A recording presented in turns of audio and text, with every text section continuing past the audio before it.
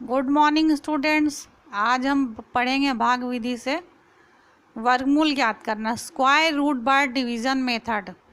इस मेथड से वर्गमूल निकालने के लिए आपको 2 से लेकर 9 तक की संख्याओं का वर्ग याद रहना बहुत ही ज़रूरी है। आज हम बनाएंगे कक्षा 8 की एक्सरसाइज 2.5 का 1 का पहला प्रश्न, जिसमें 289 का वर्गमूल ज्ञात करेंगे हम भाग विधि से। तो इसका वर्गमूल ज्ञात करने के लिए हम क्या करेंगे, 289 लिख देंगे यहाँ पे, और 289 लिखने के बाद लाइन खींच देंगे इसके दोनों ओर। संख्या का जोड़ा लगाने का काम करेंगे पीछे की ओर से। तो 89 का एक जोड़ा हुआ, 2 संख्याओं का, बच गया 2, तो इसके ऊपर भी एक छोटी सी लकीर खींच देंगे। इस लकीर को हम कहते हैं बार। यहाँ सबसे पहले हम 2 को भाग देंगे।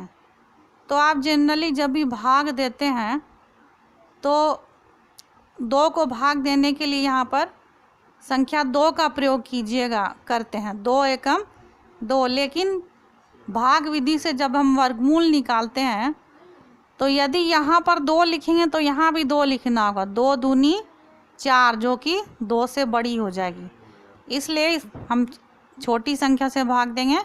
1 एकम 1, और यहाँ भी 1 लिखेंगे, यहाँ 1, यहाँ 1, यहाँ 1। अब 2 में 1 घटाइए, कितना बचा?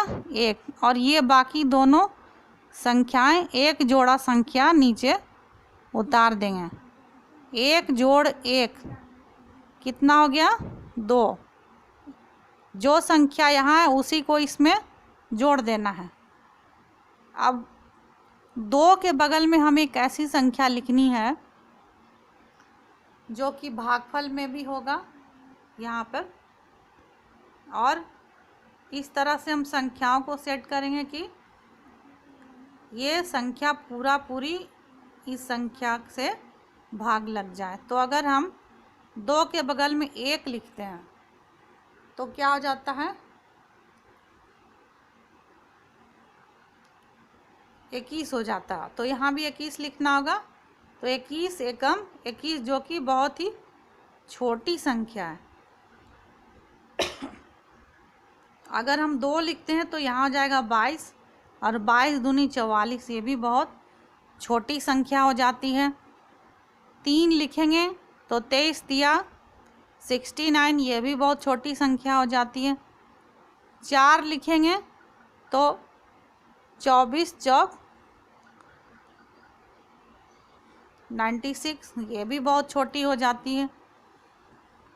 इस तरह से हम आगे बढ़ते चले जाएंगे और देखेंगे कि किस संख्या से ये पूरी भाग लग जाता है। तो अगर हम यहाँ पे जब 7 लिखते हैं तो 27 सते होता है 189, ये पूरी भाग लग गया। तो 289 का वर्गमूल कितना निकला? 17।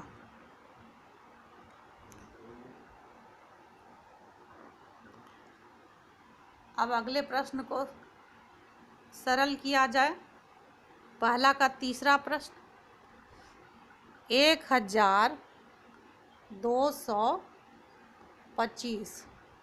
1225 का वर्गमूल भाग विधि